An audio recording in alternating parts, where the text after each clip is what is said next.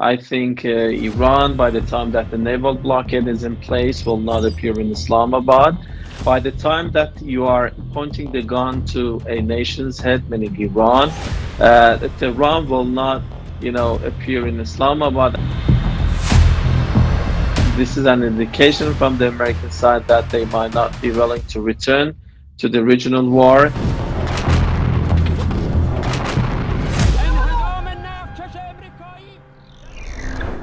We have not had a confirmation from the Iranian side, but if they do not, confirm or show a green light to that in public, I think what we might be expecting from Iran is that they might be reciprocating the seizure of Iranian vessel recently, and this could be maybe a limited exchange between the two sides. But whether this can provoke the escalating tensions or resumption of the recent hostilities, that's yet the question.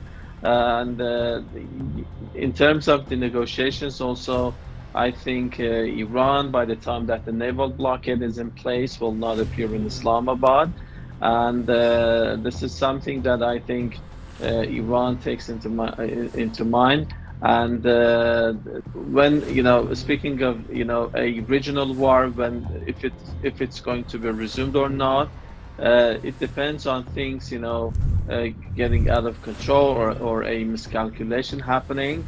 But at the moment, this is an indication from the American side that they might not be willing to return to the regional war, and that's why they have somehow engaged in that naval blockade and extending the ceasefire, but yet they want to keep pressure against the country.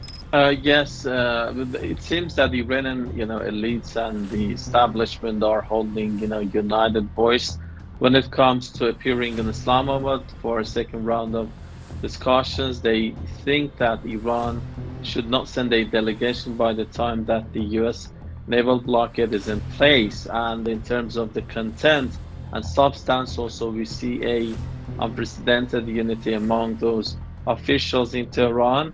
And what is being somehow viewed in here is that the United States wanted to include the naval blockade as part of negotiation agenda and to be addressed and settled at the room. But for Iran, this is something which needs to be lifted before convening for a second round in Islamabad.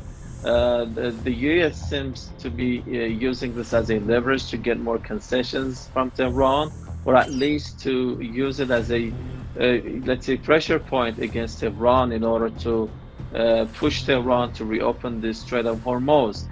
Additionally, there are serious gaps on several sticking points, including the nuclear matter, which Iran considers the risks and ideas by the United States as maximalist.